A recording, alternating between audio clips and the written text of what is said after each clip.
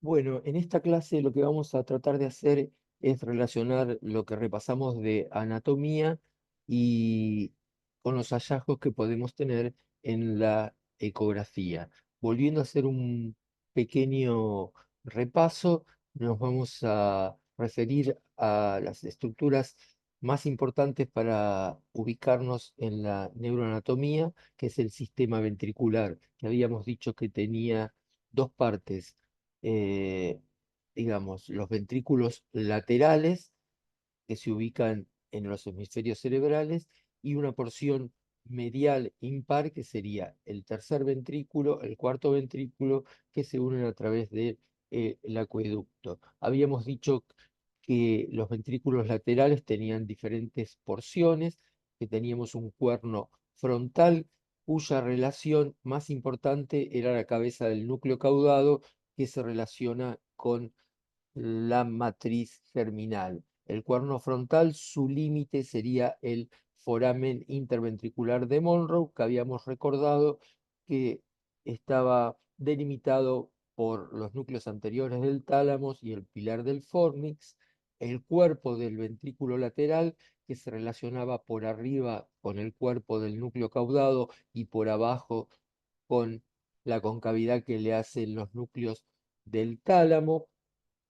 Habíamos hablado de el atrio, que era la zona donde se unían el cuerno temporal, el cuerno occipital y el cuerpo del ventrículo lateral, que se relacionaba con la parte posterior del tálamo, parte de la cola del caudado, y que en su interior va a contener a la parte más prominente del plexo coroideo, que es el glomus del plexo coroideo. Dijimos que el cuerno temporal estaba relacionado con el cuerpo calloso y las fibras que van a formarlo, que es el tapetum, con las radiaciones ópticas y por dentro con la cisura calcarina, y que el cuerno temporal se iba a relacionar fundamentalmente con la cola del caudado, con la formación del hipocampo.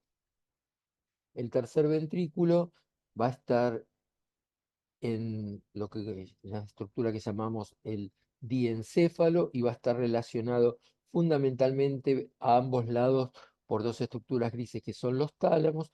Esto nos está representando la conexión intertalámica que pasa de tálamo derecho a izquierdo, y habíamos recordado que en su techo vamos a encontrar algo que nos va a guiar ecogénico, que es el plexo coroideo, que pasa por el foramen interventricular y después se va a disponer alrededor de los tálamos, y habíamos descrito que tenía recesos anteriores, el supraóptico y el infundibular, y posterior el receso pineal. El acueducto mesencefálico o acueducto de Silvio, que discurre por la porción posterior, que va a tener por detrás a los tubérculos cuadrigéminos del mesencéfalo, y el cuarto ventrículo, que va a tener como piso a la protuberancia y al bulbo, y como techo a los velos medulares superiores e inferiores, y que tenía una comunicación con el espacio subaracnoideus medial, que era el foramen de Magendie, y dos laterales, que serían los recesos laterales y los forámenes de Luschka, y que en en esta porción vamos a tener plexo coroideo desde el foramen de Magendie en línea media, y después se va a extender hasta los recesos laterales. Y habíamos resaltado que en el cuerno frontal, en el cuerno occipital, no encontrábamos la imagen del plexo coroideo.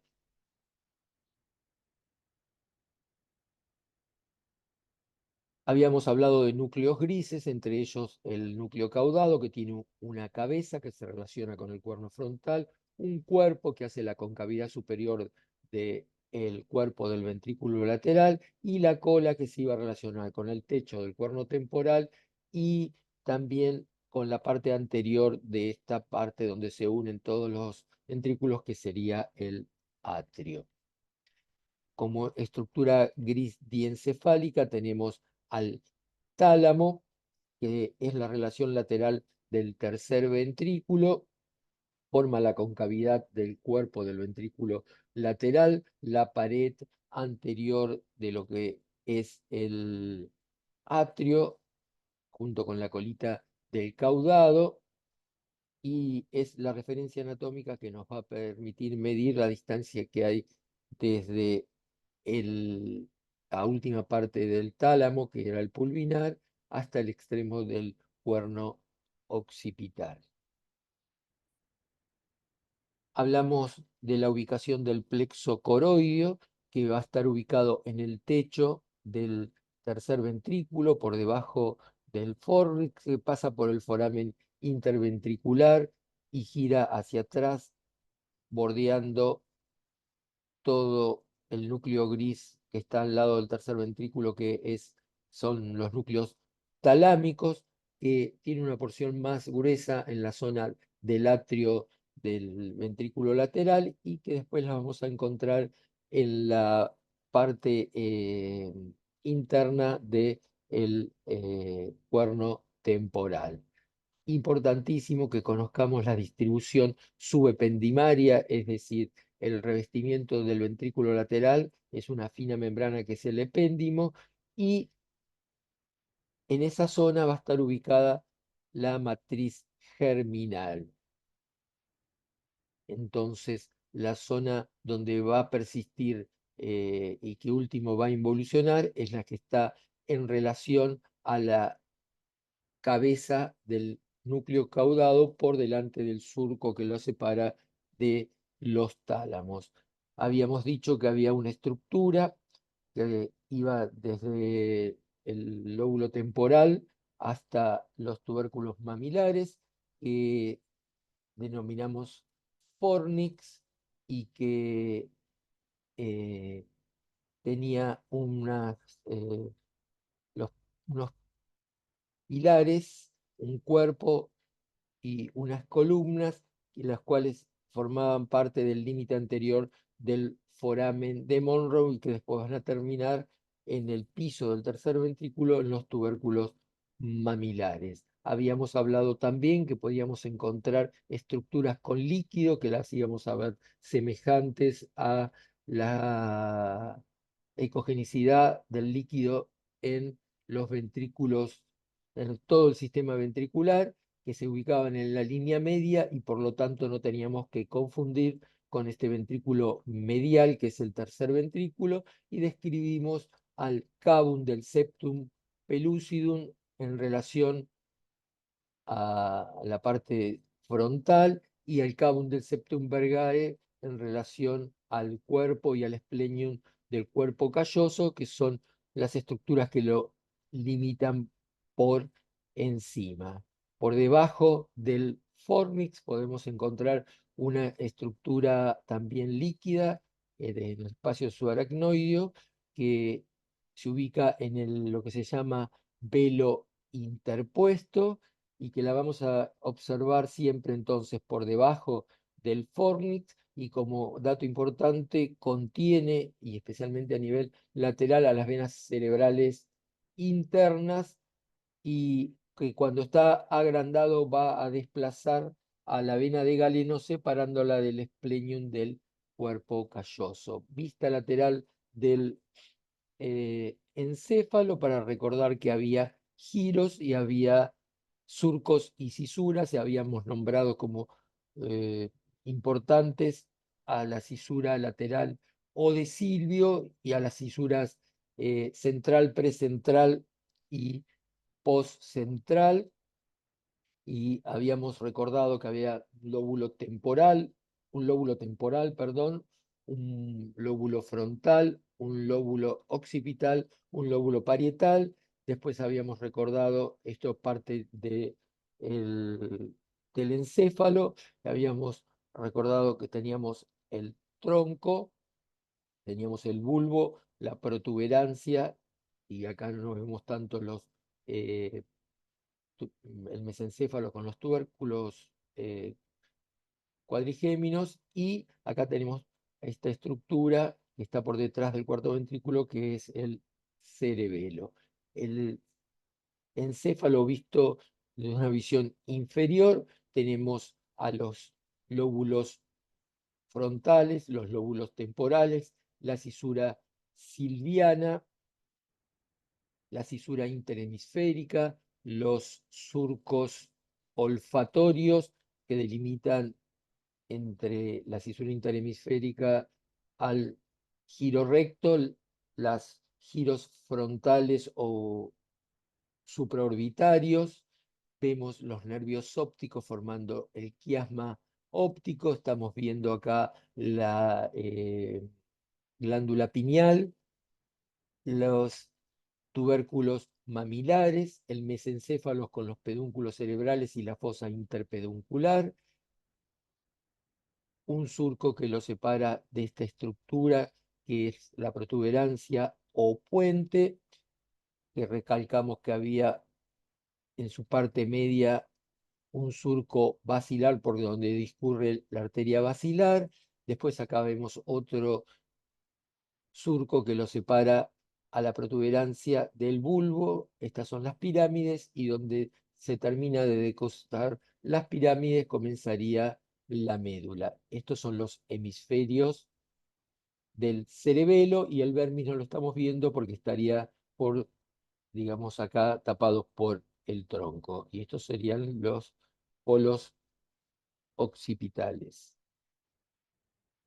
Cuando nosotros hagamos el estudio ecográfico, los vamos a poder hacer cortes en diferentes planos. En este plano sería en el plano coronal. Y siempre vamos a tratar de ubicarnos con el sistema ventricular y los surcos y cisuras. Cisura interhemisférica, habíamos hablado también de la presencia de fibras comisurales, de las más importantes, las del cuerpo calloso, que forman el techo del cuerno frontal. Su pared interna habíamos dicho que era el septum pellucidum y su límite lateral o inferolateral, la cabeza de este núcleo gris que es el caudado. Por fuera tenemos la cápsula interna y acá tendríamos el núcleo lenticular. En forma de Y, la cisura lateral que está escondiendo en el fondo al lóbulo de la ínsula.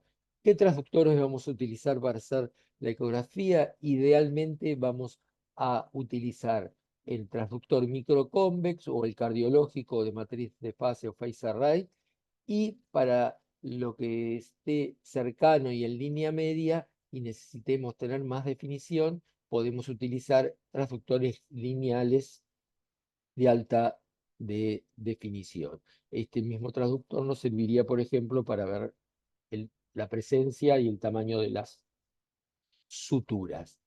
El transductor que vamos a utilizar, nosotros vamos a tratar de evitar la fenómenos de absorción que produce el hueso, entonces vamos a hacer la ecografía a través de lo que llamamos ventanas, que serían las fontanelas, principalmente la fontanela anterior, y algunos abordajes alternativos que serían fontanela posterior, la fontanela mastoidea y a través de la escama o de la sutura del temporal. Alternativamente, acá está marcado con la flecha las dos más importantes que vamos a usar en la emergencia, que es lo que vamos a tratar en este curso, que sería la fontanela anterior para hacer barridos coronales sagitales y parasagitales, y la fontanela posterior para evaluar todo lo que está debajo de la tienda del cerebelo. Ya vamos a ver qué estructuras serían. Entonces, elegida la ventana, nosotros vamos a hacer cortes con el transductor en el sentido coronal. Vamos a poder hacer varios cortes. En realidad lo que hacemos es un barrido yendo de frontal a occipital, que vamos a pasar por diferentes estructuras. Vamos a detenernos en algunos cortes para reconocer estructuras y vamos a nombrar cuáles son los más útiles en la patología que nosotros queremos diagnosticar. Acá estamos haciendo entonces un corte coronal a través de la fontanela anterior, utilizando un transductor microconvex y estamos yendo de frontal a occipital.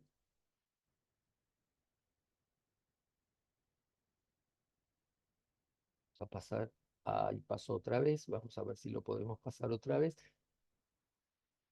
Y ahora vamos a tratar de ir reconociendo todas estas estructuras que nosotros estamos viendo en el barrido. Acá estamos colocando el transductor, perdón, el transductor en microconvex en la fontanela anterior, en el plano coronal, y vamos a realizar en este paciente un barrido que vaya de la parte frontal, la parte media y la parte posterior. Entonces vamos a reconocer los diferentes cortes que podemos hacer en este plano coronal. Acá tenemos entonces un corte anatómico en el plano coronal, que vamos a ver el cuerno frontal. ¿Cómo estaba delimitado el cuerno frontal? Techo, cuerpo calloso, pared interna, septum pellucidum, límite lateral, cabeza de caudado que lo separaba después la cápsula interna de los otros núcleos grises que serían el lenticular. Si nosotros hacemos un corte un poquito más adelante, lo que vamos a ver es la cisura interhemisférica y los surcos por donde van los nervios olfatorios, que serían los gyrus rectus y las circunvoluciones orbitarias. Este corte coronal anterior es el más importante que nosotros vamos a realizar en el plano coronal. ¿Por qué? Porque es en el que vamos a poder ver el cuerno frontal que se relacionaba con la cabeza de caudado, y la cabeza de caudado era el lugar donde persistía en el pretérmino la matriz germinal que origina las hemorragias. Reconocemos las estructuras: cisura interhemisférica, cuerpo calloso, septum pellucidum, cabeza de caudado. Vamos a la ecografía. Cisura interhemisférica. Las fibras hipoecoicas son las del cuerpo calloso. El límite interno es el septum pellucidum. Estos puntos ecogénicos son las venas septales. La forma del ventrículo es la habitual, dada por la cabeza de los núcleos caudados, y tiene un ángulo o borde externo o superoexterno que generalmente es agudo. Y estamos a nivel de esta estrellita de 3 puntos, que es la cisterna basal, por la cual, si ponemos Doppler, después vamos a ver a las carótidas, dando las cerebrales anteriores y la cerebral media. Volvemos a un esquema anatómico. Lo que está en azul con esta tinción va a ser sustancia gris, lo que no quedó teñido es sustancia blanca. Entonces vemos la cisura interhemisférica con la parte de sustancia gris, que sería la corteza, el cuerpo calloso, que es sustancia blanca, el septum pellucidum, la cabeza del caudado, que es sustancia gris, el núcleo que va a formar eh, el putamen, y después también el globo pálido, que forman el lenticular, que juntos con el caudado forman el cuerpo estriado, dado por estas imágenes que vemos aquí. Entonces, si nos vamos un poquito más atrás, vamos a encontrarnos con la presencia del tercer ventrículo, que está en la línea media, y los dos forámenes que comunican el tercer ventrículo con los ventrículos laterales. En este corte, entonces, es el corte que está a nivel del foramen de Monroe, y es importante porque nos permite estandarizar a qué nivel vamos a hacer la medición de el piso techo y el ancho de los ventrículos laterales. Cuando estemos en el foramen de Monroe podemos hacerlo o por delante de donde pasa el plexo coroideo, o justo donde pasa el plexo coroideo, que veríamos tres imágenes redondeadas ecogénicas. Ya vamos a ver en otras ecografías. Entonces, tenemos la cisura interhemisférica que culmina en donde están las fibras que forman el cuerpo calloso y que pasan de un lado al otro. Ahora ya el ventrículo tiene dos concavidades. La superior está dada por la cabeza del núcleo caudado, la inferior por los núcleos del tálamo, que además forman la referencia anatómica lateral del tercer ventrículo. La pared que separa interna que separa un ventrículo del otro está dada por el septum pelúcido y en la parte inferior acá vemos que se ve como unas estructuras redondeadas hipoecoicas corresponden al fornix, que después van a ser el límite anterior de ese foramen o de Monroe. Este sería el corte anatómico: sustancia gris, sustancia blanca, acá convergen formando el brazo anterior de la cápsula interna, techo, el cuerpo calloso, estructura gris superior en relación con el cuerpo del ventrículo lateral, el cuerpo del caudado, relación lateral, los núcleos del tálamo, interna el septum y en la parte más inferior el fornix. Y bueno, este sería eh, el telencéfalo. Este sería la zona del diencéfalo dada por el tercer ventrículo, cuyo límite lateral del diencéfalo es la cápsula interna y que lo separa de estos núcleos grises que serían entonces el putamen y los núcleos mediales, mediales y laterales que forman el globo pálido. Esta sustancia gris, está acá, es el antemuro, esta es la cápsula externa y esta es la cápsula extrema. Y acá vemos la sustancia gris de la forma la corteza del lóbulo de la ínsula y este sería nuestro lóbulo temporal. La cisura lateral o silviana adquiere entonces, cuando está bien desarrollado, esta forma de Y. Este sería la cisura pericallosa y esta es la del cíngulo o calloso marginal y estos serían las fibras del cíngulo. Si nosotros hacemos un corte un poco más atrás, vamos a llegar a la zona de los pedúnculos cerebrales. Vamos a seguir teniendo la cisura interhemisférica, el ventrículo con una conformación similar, con el cuerpo calloso como techo, el cuerpo de los caudados, los tálamos, y acá sí tenemos la imagen que yo le había dicho de plexo coroideo dentro de un ventrículo, plexo dentro de otro ventrículo, y en el techo del tercer ventrículo también lo vemos ecogénico. Esto sería entonces el cíngulo. Acá ya empezamos a ver la fosa posterior y parte de lo que va a ser después el tronco. A nivel de los pedúnculos cerebrales, por debajo de lo que sería el tercer ventrículo, y estaríamos hablando del diencéfalo, vamos a tener la zona del mesencéfalo, y por debajo vamos a tener después lo que sería la protuberancia, ¿sí? Con los pedúnculos cerebelosos superiores, los hemisferios cerebelosos, y cuando nos vayamos un poco más atrás, aquí en el medio vamos a ver el vértice. En este caso es la protuberancia. Lo que separa la fosa posterior del lóbulo temporal es la tienda del cerebelo. Volvemos. Cisura interhemisférica, cuerpo calloso, cuerpo del ventrículo, caudado, tálamo, tienda del cerebelo, hemisferios cerebelosos, pedúnculos cerebrales, y acá sería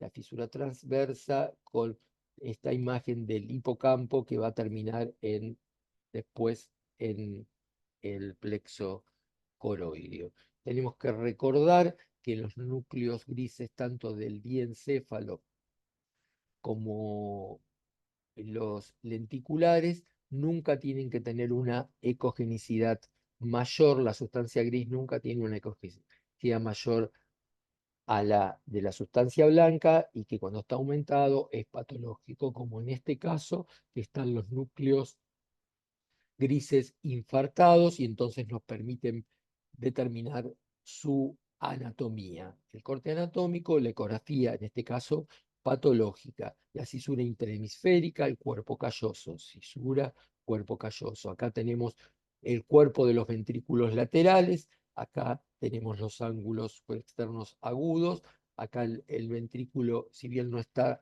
redondeado, está aumentado de tamaño, pero no balonizado, y los cuernos temporales tienen el tamaño normal. Esta es la tienda del cerebelo, estos serían los hemisferios cerebelosos, acá estaríamos a nivel de la protuberancia, y aquí tenemos los dos pedúnculos cerebrales, es decir, que acá estaríamos en el mesencéfalo y acá estaríamos ya a nivel de la protuberancia. Es los núcleos grises que estamos viendo alterados, el que está en relación a la concavidad superior, estos son el cuerpo del caudado. Los que están en relación al tercer ventrículo y a la concavidad inferior serían los núcleos del tálamo. Lo que persiste hipoecoico es la cápsula interna y lo que está por fuera sería el núcleo lenticular que se forma por la suma del putamen y los globopálidos. Siguiendo en un corte coronal hacia posterior, vamos a llegar a la parte posterior del mesencéfalo. Antes estábamos en la anterior, que eran los pedúnculos, y ahora vamos a estar en la porción tectal, que son los tubérculos cuadrigéminos, que se ven hipoecoicos, como vemos en estas dos ecografías. Y si nos vamos un poquito más atrás, vamos a ver la cisterna que está por detrás, que es la cisterna cuadrigeminal. Entonces, esquemita, cisura interhemisférica, cisura interhemisférica. Donde termina es el cuerpo calloso, que es el techo del cuerpo del ventrículo. La concavidad superior está dada por el cuerpo del caudado, la inferior, acá lo vemos muy bien, el tálamo, entre ambos vemos los plexos coroideos. En el medio la cisterna cuadrigeminal ecogénica, y si vamos para abajo vemos el vermis del cerebelo, los hemisferios cerebelosos y la cisterna que nos queda delimitada entre el occipital, el bulbo y el vermis del cerebelo. Esta cisterna la llamamos cisterna magna. Y acá vemos esta separación entre el hueso occipital y el hueso parietal, que serían las suturas landoideas. Entonces, cuando se ve ecogénico, estamos a nivel de la cisterna cuadrigeminal, y si vemos hipoecoico, estamos a nivel del plato cuadrigeminal. Esta imagen se la compara o con un muñeco de nieve o con a veces con una cholita, digamos, con una mujer.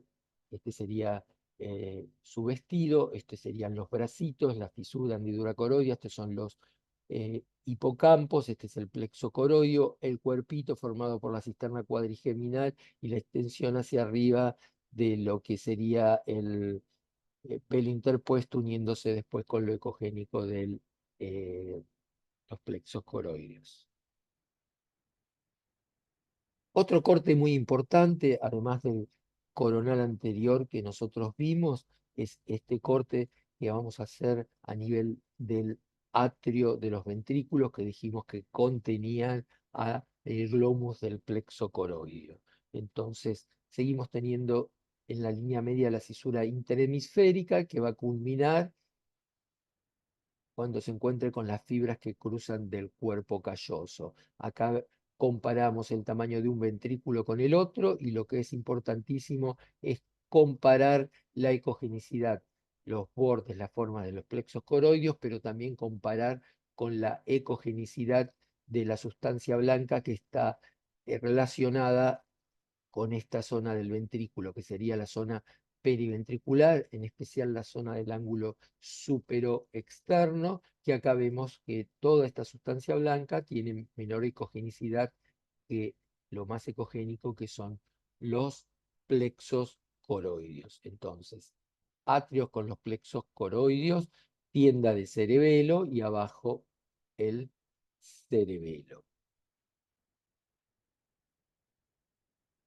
Nosotros a veces podemos utilizar transductores lineales para ver lo que está muy cerca de la fontanela. Habíamos hablado de estructuras de la dura, como esta que discurre por la cisura interhemisférica, que es la hoz del cerebro, que alojaba en la parte superior al seno longitudinal superior.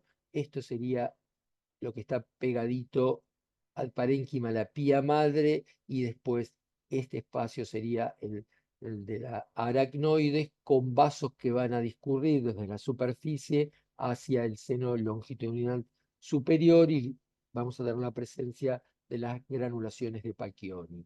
Acá abajo tenemos el cuerpo calloso, ¿sí? Donde vemos que termina la cisura interhemisférica, y bueno, y por arriba vamos a tener la, eh, el surco del cuerpo calloso, y por arriba el surco del cíngulo, que tienen una dirección opuesta. Este es cóncavo y este es convexo. Cuando nosotros utilizamos ese transductor, además de ver que se vea anecoico el seno longitudinal superior, acá se puede ver bien la diferencia entre la ecogenicidad del hueso y la ecogenicidad de la fontanela. Acá vemos cómo se desdobla la dura y el seno longitudinal superior, la cisura interhemisférica terminando a nivel del cuerpo calloso. Esta sería la cisterna del cuerpo calloso, este sería el cisterna o surco del cuerpo calloso, y este sería el surco del cíngulo.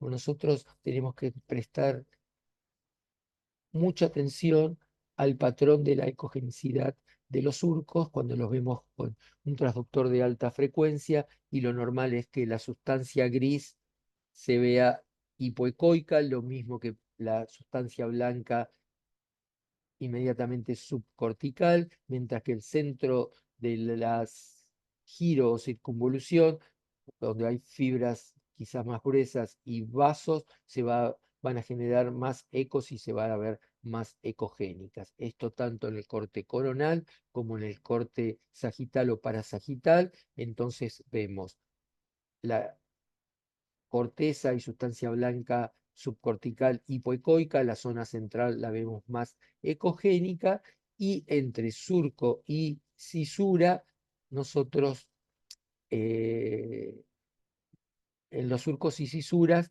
los vamos a ver hiperecogénicos, delimitándonos entonces los giros. A veces el espacio subaracnoideo puede estar más prominente. Acá tenemos la fontanela pequeña, el seno longitudinal, un poquito de líquido. Nosotros podemos cuantificar diferentes cosas para valorar el espacio subaracnoideo. Generalmente estandarizamos el corte a nivel del foramen de Monroe para hacerlo siempre en el mismo lugar, y podemos medir la distancia que hay entre un hemisferio y otro, y la vamos a llamar interhemisférica, entre el seno longitudinal y la convexidad, y vamos a llamar sino cortical, o entre el hueso y la convexidad, y vamos a llamar calvo cortical. ¿Cómo nos damos cuenta que esto es espacio subaracnoide y no es espacio dural? Porque discurren vasos.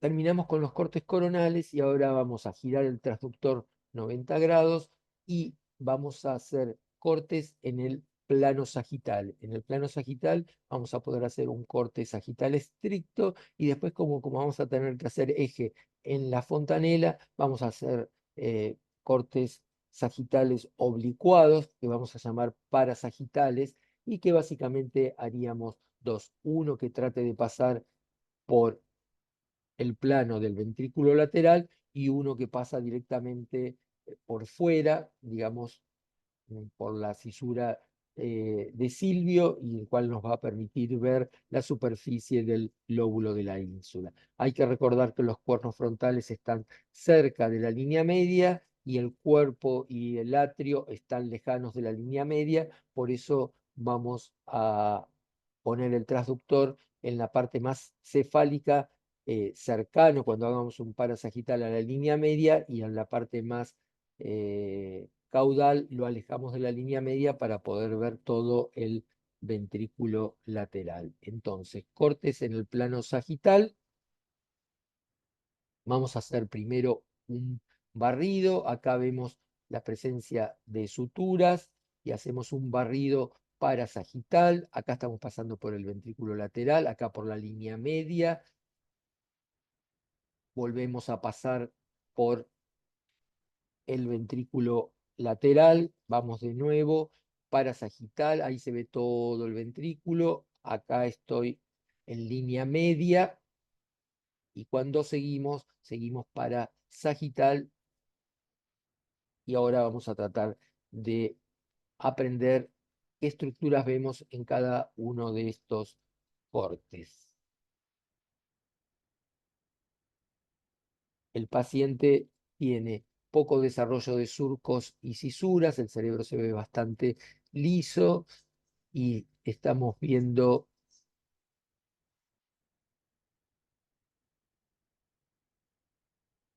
la temporal superior, aumento del líquido. Entonces estamos viendo un paciente que es un pretérmino. En este caso estamos mostrando dónde ponemos el transductor. El transductor es un microconvex, la vía de abordaje va a ser la fontanela anterior, y nosotros vamos a poner la marca del transductor que indica arriba y a la derecha, alineada con la nariz del paciente, y ahí nos va a salir bien el corte que vamos a llamar corte sagital. Y después vamos a hacer un movimiento para el hemisferio derecho y un movimiento para el hemisferio izquierdo, y vamos a hacer entonces el barrido pasando sagital y parasagital, medial y lateral. Cuando pasamos y hacemos el corte a nivel sagital, vamos a encontrarnos en el espacio que divide los dos hemisferios, que era el telencéfalo, ¿sí? Con el frontal, temporal, occipital. Vamos a estar en esta parte donde vamos a poder ver el cuerpo calloso. ¿Cómo me doy cuenta yo que estoy en un corte sagital? Porque siempre nos vamos a tratar de referenciar al sistema ventricular. Cuando hablamos del sistema ventricular, dijimos que había estructuras mediales que eran el tercero y el cuarto. Y el tercero tenía esta forma, digamos, como mm, casi triangular, eh, y que estaba en el corte sagital. Los límites que nosotros le vamos a poder ver es en su techo, el plexo coroideo, y los recesos, el pineal, supraóptico y el infundibular. Por otro lado, íbamos a tener otra estructura posterior, eh, que sería el cuarto ventrículo, que sus relaciones anatómicas anteriores son, o su piso, la protuberancia, el bulbo, y su techo vamos a ver el vermis del cerebelo cuando veamos la ecografía, pero sabemos que el velo medular superior e inferior serían los verdaderos límites anatómicos. Entonces acá tenemos el cerebelo con todas sus folias y algunos surcos marcados importantes, como el surco principal y el surco prepiramidal. Entonces, tercer ventrículo tiene a sus lados al tálamo, más abajo a los hipotálamos. el plexo coroidio en su techo, el receso posterior la pineal, supraóptico infundibular, por debajo después va a tener al mesencéfalo. Otra estructura que si está presente nos va a servir para referenciarnos es la comisura o conexión de fibras blancas más importantes, que es el cuerpo calloso, pico, rodilla, cuerpo y esplenium, y lo que separa los dos ventrículos, esta estructura, es el septum pelúcido. Lo que viene desde aquí atrás, también en relación al techo del tercer ventrículo y que forma la pared anterior del foramen de Monroe, es el fornix, así que este es el tálamo y estos son los núcleos talámicos anteriores. Aprovechamos y vemos vasos. Esta arteria medial va a ser la arteria cerebral anterior, que va a girar por delante de la rodilla y va después a continuar como arteria pericallosa y va a dar otra rama que va por el giro, por encima del giro del cíngulo, por el surco del cíngulo, y va a ser la arteria calloso marginal y algunas ramas que son las polares. Acá estamos viendo lo mismo, pero un poquito más ampliado. Entonces tenemos el tercer ventrículo, la masa intermedia, los núcleos del tálamo, los núcleos del hipotálamo. Esto es el quiasma óptico, así que este es el receso supraóptico, este es el receso que está en relación al infundíbulo, estos son los tubérculos mamilares, el foramen interventricular por el cual pasa el plexo coroidio para ubicarse en el techo. Esto sería la zona del velo interpuesto que se va a relacionar con las venas cerebrales internas que después se unen para formar la vena de Galeno, que las vamos a ubicar justo por debajo del esplenium del cuerpo calloso. Y acá también vemos venas del sistema venoso profundo que discurren por el seno y le vamos a llamar venas septales. Ecografía, corte esquemático. Como me doy cuenta que estoy en un corte sagital porque veo el tercer y el cuarto ventrículo. El tercer ventrículo tiene como techo a esta estructura ecogénica que es el plexo coroidio y un poquito por arriba a esto hipoecoico que es el fornix. El cuarto ventrículo, ¿cuáles eran sus relaciones anatómicas posteriores? El vermis del cerebelo.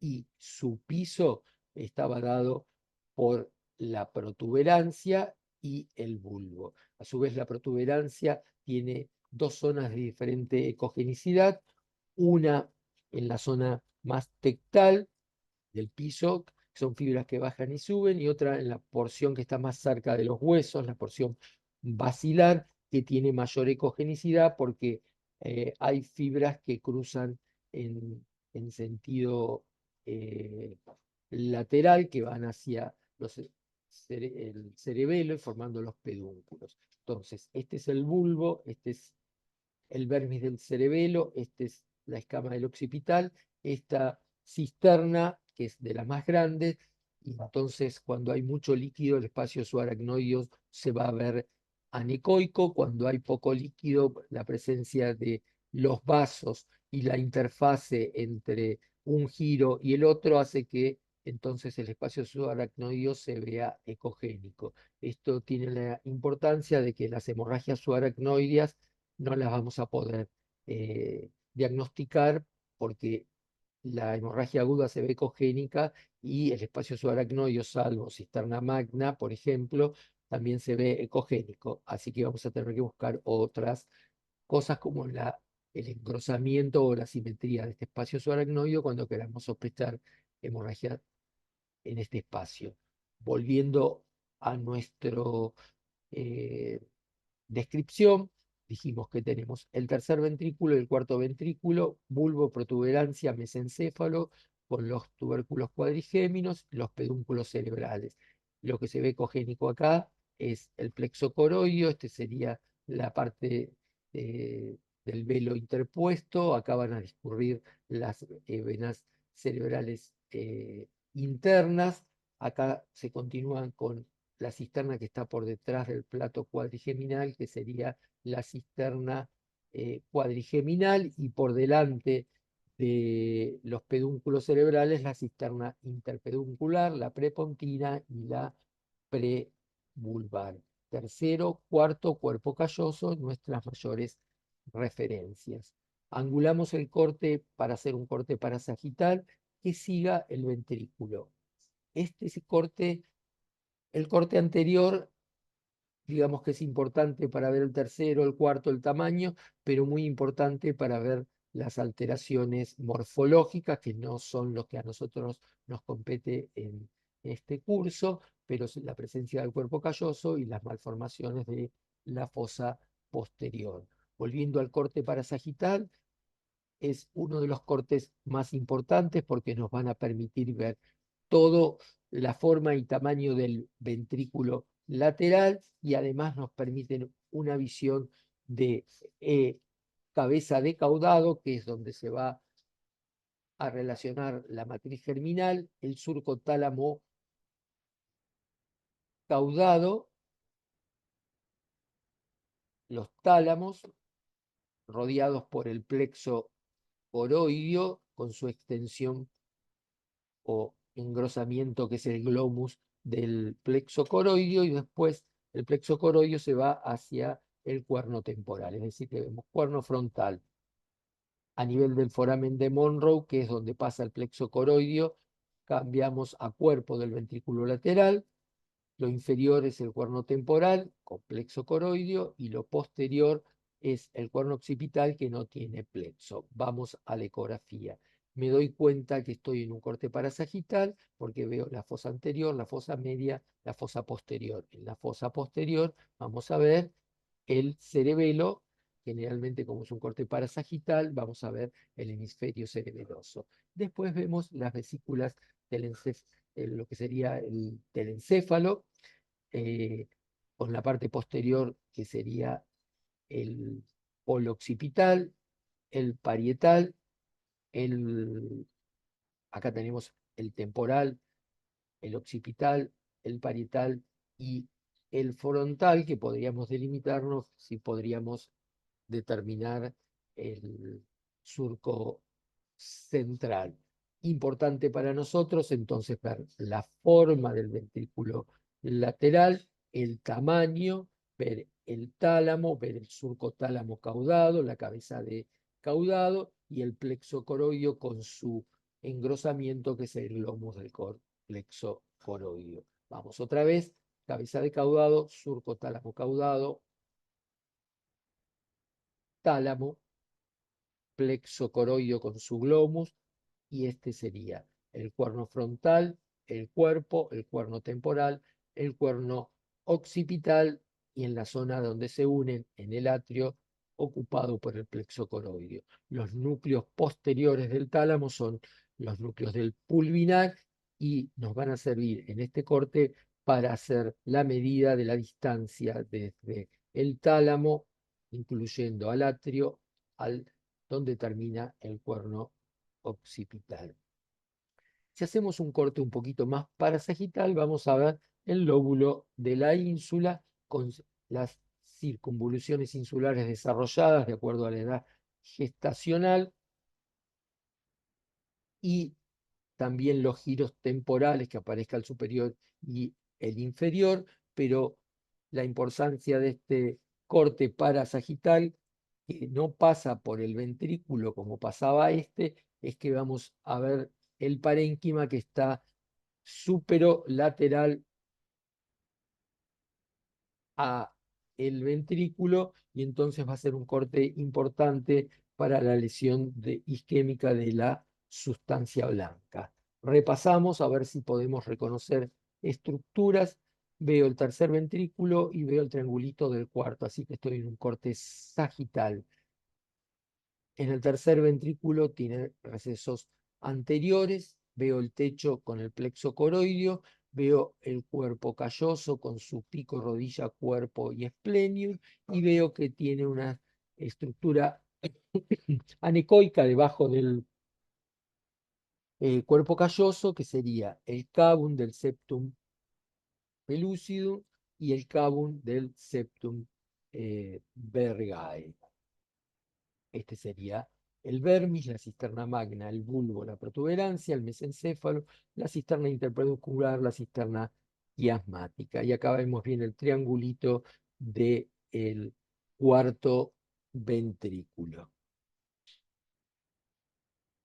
Vamos a hacer todo lo que hicimos hasta ahora fue a través de la fontanela anterior. En los pretérminos va a ser importante hacer también un abordaje a través de la fontanela mastoidea, a través de la cual podemos hacer cortes coronales, como estamos poniendo el transcutar en este momento, o cortes axiales. Y eso nos va a permitir ver muy bien todo lo que es fosa posterior, es decir, ver tienda del cerebelo por encima el lóbulo occipital y por abajo vamos a tener los hemisferios cerebelosos, en el medio el vermis. Vamos a poder valorar entonces el ventrículo que está en la fosa posterior, que es el cuarto ventrículo, la cisterna, que es la cisterna magna, y va a ser muy importante no solamente para ver el tamaño y el contenido del cuarto ventrículo y la cisterna magna, que puede estar comprometido en hemorragias, sino para ver en los pretérminos si hay imágenes ecogénicas de mayor o menor tamaño que nos indiquen que puede haber habido hemorragias cerebelosas. Generalmente con una línea de corte en 4 milímetros para considerarlas pequeñas o más importantes. Entonces, acá estoy entrando por la fontanela mastoidea, veo parte del cuerno, del atrio del cuerno occipital, acá veo las que impronta la cara interna del cuerno occipital, que eran eh, el calcaravis dado por la cisura calcarina, y vemos muy bien entonces la cisterna magna y la comunicación del cuarto ventrículo a través del foramen de Magendie. Acá tenemos otro corte, quizá un poquito más anterior, porque estoy viendo los pedúnculos cerebrales, la cisterna ambiens que lo separa de los cuernos temporales, y acá estoy viendo muchísimo mejor las folias de este hemisferio cerebral, un poco no tan nítidas las del otro hemisferio. A veces conviene hacer primero desde una fontanela mastoidea y después irse a la otra. Acá tenemos la tienda del cerebelo, y en este lugar siempre nos vamos a encontrar y podemos ver la permeabilidad del seno lateral o seno eh, transverso, ¿sí? Y lo vamos a ver con el Doppler y caracterizar como flujo venoso. Y si vemos un vaso en la porción superior del cerebro, es la arteria cerebelosa superior. A ver si le podemos dar play. Acá vemos bien las folias del cerebelo, el mismo paciente. Acá vemos la cisterna magna, y el cuarto ventrículo no lo vemos que esté agrandado, lo adivinamos por la presencia del plexo coroideo. Al mismo paciente le hacemos a través de la fontanela un corte axial que nos va a permitir ver, acá estamos en la parte más baja del mesencéfalo, y vamos a ir viendo las folias del cerebelo. Es decir, ya estaríamos en protuberancia, las folias del cerebelo, y estamos viendo las partes posteriores de los lóbulos occipitales. ¿Sí? Muy bien. Y ahí vimos entonces la imagen del chiquitita del cuarto ventrículo. Si con esta eh,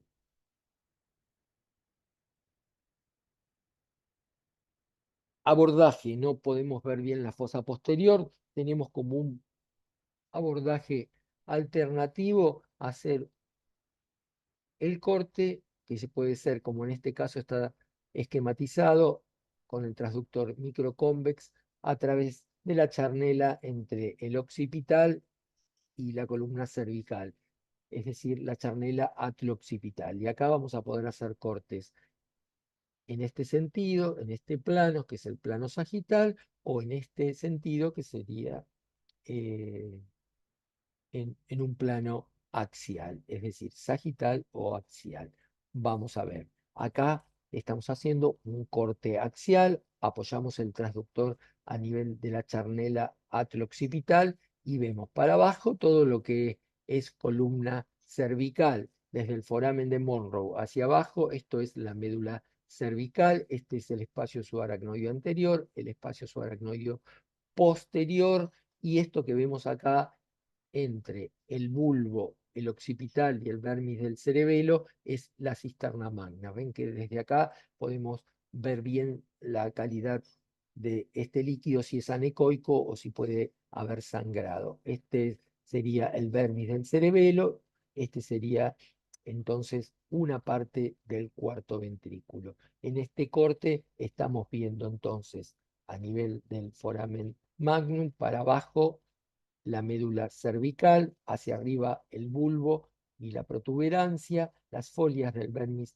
del cerebelo. Este es el cuarto ventrículo, justito en donde se comunica en la línea media con la cisterna magna. Este corte entonces también va a ser útil para ver la posición de las amígdalas cerebelosas en la parte de las malformaciones, que no es parte de lo que vamos a ver en este curso, pero sí para ver el contenido del cuarto ventrículo, ver la cisterna magna y valorar la presencia de hemorragias. Cuando hacemos un corte axial a través de la charnela, vamos a poder ver, estos son los huesos occipitales, para acá vamos a tener la fosa posterior, entonces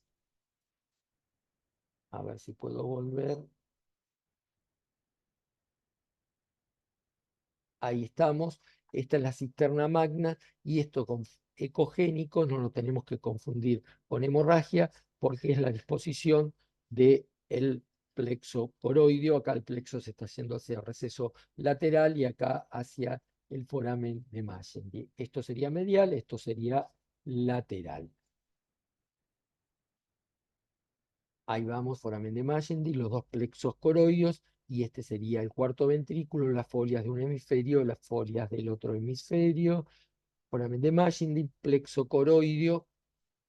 Bueno, tenemos una visión bien clarita de la cisterna magna, los hemisferios cerebelosos y del cuarto ventrículo, cosa que cuando abordamos por vía anterior es muy difícil. Otro de los cortes que podemos hacer por ventana alternativa son los cortes axiales, que no los vamos a utilizar mucho, salvo para poder ver bien el polígono de Willis en caso de que tengamos que insonar, por ejemplo, la arteria cerebral media. Entonces ponemos el transductor a nivel de la escama del temporal, generalmente haciendo una línea imaginaria que vaya del meato auditivo al canto del ojo, línea canto meatal, y con una inclinación de 15 a 20 grados, y podemos hacer cortes más bajos en el mesencéfalo o ir subiendo hasta la altura de los ventrículos laterales. No nos vamos a detener mucho, este es el corte a nivel de los ventrículos laterales. Quizás sea un corte alternativo en los que nos pueda servir para medir, en caso de hidrocefalia, la distancia tálamo-occipital, pero lo más importante es el corte más bajo a nivel del mesencéfalo. Este sería la incisura, esta es la fosa anterior, acá se alojan los lóbulos frontales, acá los temporales, acá abajo va a estar la tienda del cerebelo, seno, la hoz del cerebro, este sería el seno longitudinal superior. Esto sería lo que llamamos incisura, y acá teníamos un corte axial del mesencéfalo que tenía una porción anterior que son los pedúnculos cerebrales, y una posterior, que son los tubérculos cuadrigéminos. Este sería la cisterna cuadrigeminal, la ambiens, la interpeduncular, y vemos cómo se relaciona acá con el gancho o uncus del temporal. Este sería el corte axial que nosotros vamos a ver, el mesencéfalo en forma de corazón, con la parte anterior que son los pedúnculos, la cisterna interpeduncular. Estos serían los uncus de los lóbulos temporales. Todo lo que está ecogénico es la cisterna perimesencefálica. Por detrás, los tubérculos cuadrigéminos, por el que dijimos que discurría en la zona media, el acueducto de Silvio. Entonces, acueducto de Silvio, tubérculos cuadrigéminos, pedúnculos cerebrales, cisterna interpeduncular. Lo que se ve anecoico acá es el receso anterior del tercer ventrículo. No nos vamos a detener, vamos a repasar un poquitito esta visión inferior para recordar el polígono de Willis. Y acá teníamos entonces la protuberancia con un surco por el cual pasa la arteria basilar, cuya rama terminal van a ser las arteria cerebral posterior, que va a discurrir lateral a los pedúnculos cerebrales, pasando entre estos y los lóbulos temporales, que sería esta cisterna, que es la cisterna ambient, va a irrigar todo lo que es la parte posterior. La arteria basilar se formaba por la unión de estas dos arterias, que son las arterias vertebrales. La arteria cerebral posterior va a dar un vaso, que es la comunicante posterior, que se va a unir con esta arteria, que es la carótida interna, cuyas ramas terminales son la cerebral media, que no forma parte del polígono de Willis, y la cerebral anterior, que se une con la cerebral anterior que pasa a su lado, dando la comunicante anterior, y esto sería entonces el polígono de Willis. ¿Para qué lo estamos estudiando? Porque cuando hacemos un corte axial a nivel del mesencéfalo, nosotros vamos a poder ver todo este polígono de Willis, y vamos a ver cómo hacia la línea media de adelante se van las arterias cerebrales anteriores, hacia el transductor, donde nosotros estamos apoyando a nivel axial, se nos va a venir la arteria cerebral media, y hacia atrás vamos a ver las eh, comunicantes posteriores que se van hacia las cerebrales. Entonces, aquí tenemos el corte, estas son las cisuras de Silvio, para acá la cisura interhemisférica, y para acá atrás vemos el mesencéfalo con las comunicantes posteriores. Le damos play. Esta es la cerebral media de un lado, la cerebral media del otro. Para acá viene la cerebral anterior.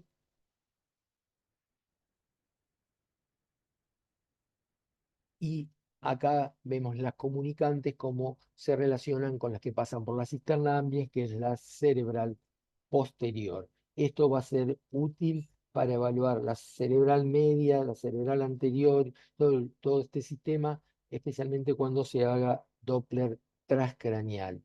Dos palabras para hablar de estas arterias, que son ramas de la cerebral media, que son las lentículo-estriadas, que tienen este aspecto como que se van dividiendo en forma radiada, y que son las que muchas veces las vamos a ver con su pared ecogénica, dando esta imagen en tridente o candelabro. A esto se llama vasculopatía lentículo-estriada, y tiene muchísimas causas, las principales infecciones colnatales, eh, por ejemplo, citomegalovirus, en síndromes genéticos como algunas trisomías, y en el abuso de drogas. Estas arterias, a veces cuando están con su pared mineralizada, nosotros podemos confirmar que es una mineralización de la pared de esta arteria y no una calcificación parenquimatosa, porque la podemos insonar. En el corte parasagital, como estamos viendo acá, de la cerebral media hasta la cisura de Silvio, acá vemos como salen las lentículas estriadas y tienen esta distribución en tridente o candelabro, o también las podemos insonar en el corte coronal. Acá vendrían las carótidas, estas son las cerebrales anteriores, esta es la cerebral media, desde donde salen las arterias perforantes lenticuloestriadas, que dijimos que eran las que iban a irrigar al caudado, a los núcleos grises del diencéfalo. Acá nos quedó la carótida, la cerebral media izquierda y cerebrales anteriores. Y estas son las lenticuloestriadas que van hacia los núcleos grises, especialmente la cabeza del caudado, por eso están muy prominentes durante la etapa fetal y en los pretérminos, porque van a irrigar la zona de la matriz germinal. Vamos a ver entonces otros vasos para aprender a reconocerlos y que nos sirvan como guía para reconocer estructuras a su vez. Por ejemplo, en un corte sagital, acá tenemos todo el tronco, vemos el bulbo, el cuarto ventrículo con el vermis como su techo, la protuberancia y el bulbo como su piso, y por delante de la protuberancia vemos un vaso que está cerca de la base del cráneo, en línea media, así que este vaso no puede ser otro que la basilar. Y después vemos otro vaso aquí arriba, que está en relación a la rodilla del cuerpo calloso, así que este no puede ser otro que la arteria cerebral media, perdón, cerebral anterior. Entonces acá tenemos la arteria basilar que va por el surco basilar, bien, y lo que vemos acá es el comienzo de las arterias cerebral anterior que la vamos a ir a buscar al eh, relacionar la rodilla del cuerpo calloso. Cuando nosotros hacemos cortes coronales y vemos un vaso en línea media que se forma de dos vasos, va a ser la arteria basilar, y si vemos vasos laterales que después se dividen en dos vasos, va a ser la arteria carótida, la que vaya a la cisura de Silvio va a ser la cerebral media, y la que se va hacia la línea media buscando al cuerpo calloso va a ser la cerebral anterior. Entonces, esta es la basilar en la línea media. Estas son las lentículo estriadas. Y acá tenemos las dos carótidas, la cerebral anterior y la cerebral media. Le vamos a dar play. Las carótidas. Acá vemos cómo se están formando las cerebrales anteriores y las que van por la cisura de Silvio, las cerebrales medias. También podemos ver estructuras venosas para la cual vamos a bajar la escala, y habíamos dicho que una de las estructuras venosas que podíamos ver era en relación a la tienda del cerebelo y a nivel medial, formándose desde la vena de Galeno, iba por la tienda del cerebelo a nivel medial, era lo que llamamos seno recto. Acá estamos insonando entonces al seno recto, y acá en esta zona parece que está confluyendo con el seno longitudinal y sería la prensa aerófilo o la confluencia de senos, eso que está marcado ahí. Otra de las estructuras venosas que podemos ver con facilidad y que podemos valorar, tanto el seno recto como el seno longitudinal superior, porque en los procesos eh, infecciosos y en los que tienen una predisposición a la trombosis se pueden ver afectados, es el seno longitudinal superior, que dijimos que lo íbamos a ver cerca de la fontanela como una estructura triangular en relación a la hoz del cerebro, y que van a llegar todas las venas corticales de la cara interna y la porción superolateral. Insonar estos vasos que discurren por este espacio subaracnoideo nos permite diferenciar entonces si un aumento de líquido está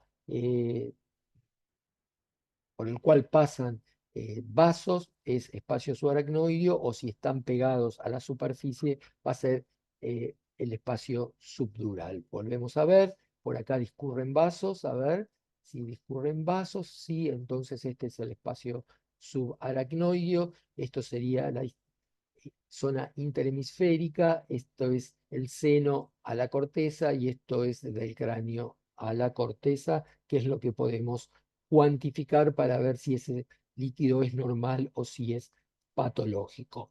Resumiendo, la ventana neurosonográfica habitual es la fontanela anterior y hay ventanas alternativas.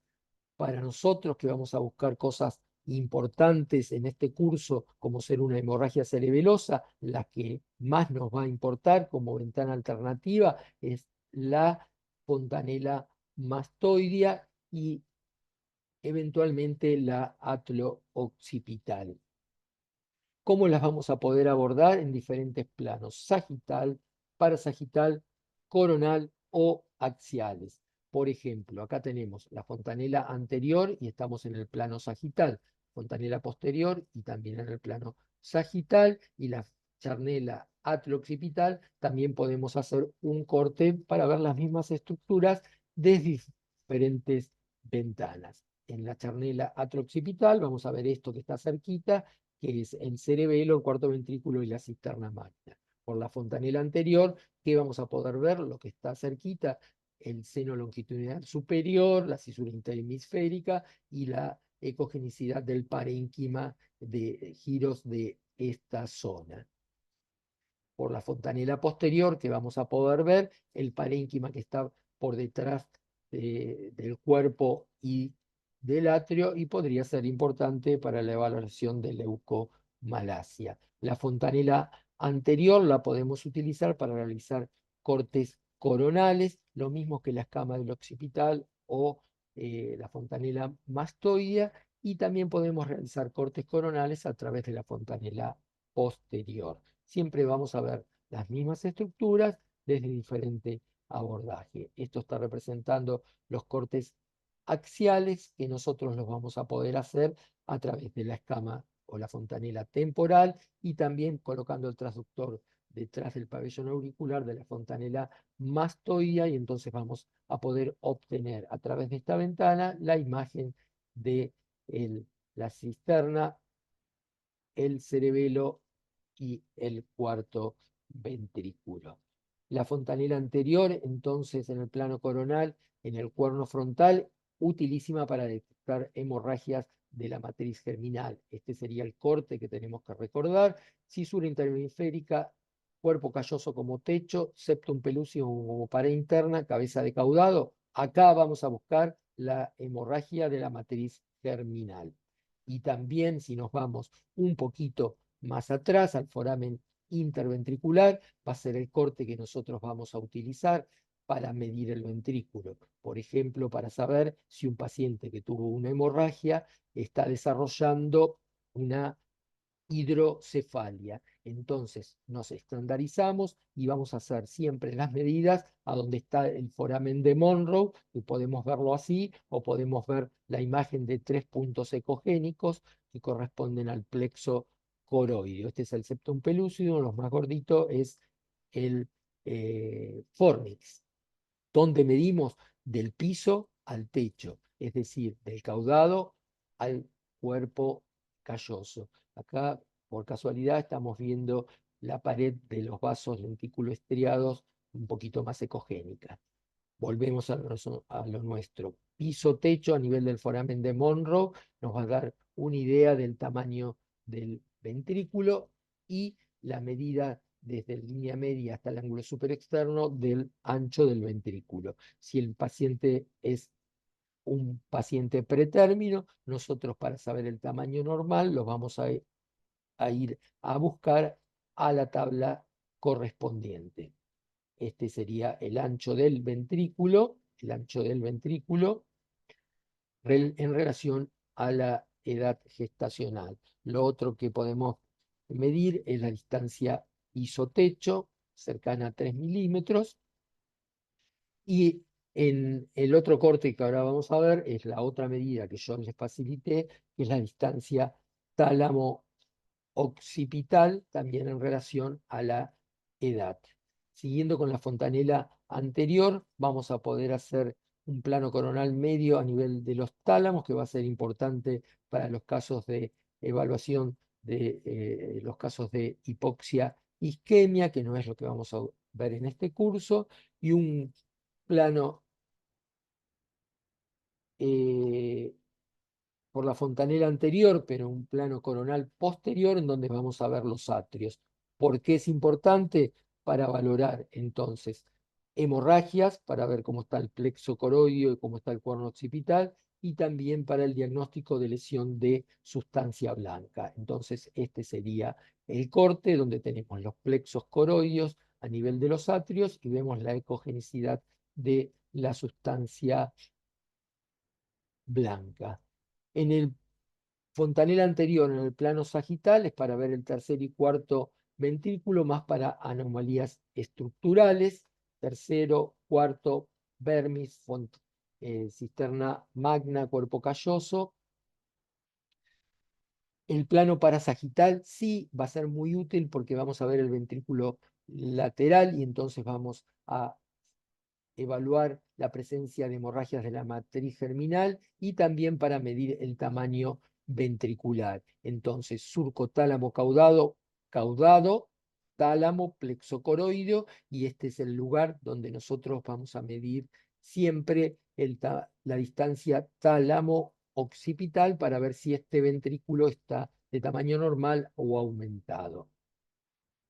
La fontanela mastoidea, tanto en el plano axial como el plano coronal, para valorar el cuarto ventrículo, la cisterna magna, ver hemorragias del cerebelo, y este sería nuestro corte coronal, viendo las folias de un ventrículo, del otro, el cuarto ventrículo con los recesos laterales y la cisterna magna. Dos palabras de la vasos para la anatomía y el Doppler. Habíamos dicho que había estructuras en línea media que no teníamos que confundir con el tercer ventrículo, que si no están en contacto con el cuerpo calloso no era el caun del septum vergae, sino que era el caun del velo interpuesto que contenía a las venas cerebrales internas, que es lo que estamos mostrando en este corte coronal, como esta estructura anecoica está conteniendo en la parte lateral a las venas cerebrales internas.